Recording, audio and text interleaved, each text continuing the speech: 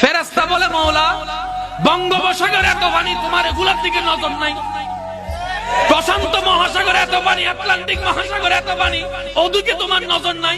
ওই ওদিকে একটা ফেনীর ভিতরে, গ্রাম একটার ভিতরে যাই নামাজে বৈশা একটা মানুষ কান্না করে, এক ফোঁটা পানি পড়ে কলের থেকে, পানি ওয়াসার পানির মতো। তুমি ওদিকে তাকায় আছো, ব্যাপার কি? রব বলে যে যা, ওর পানি চোখ থেকে পড়ার আগে একটা সবুজ বাটি লইয়া পানি সবগুলো সংরক্ষণ কর, পানিগুলাকে নষ্ট হতে দিস না। সুবহানাল্লাহ। এবার ফেরেশতা সেই পানিগুলাকে সংরক্ষণ করে রবের দরবারে জিজ্ঞেস করে, ইয়া রব্বুল আলামিন, এই চোখের পানিগুলা কোথায় নিয়ে যাব?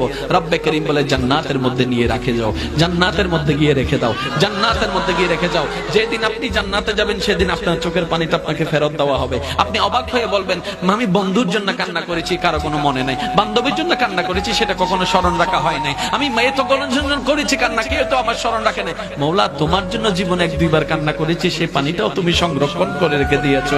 সুবহানাল্লাহ।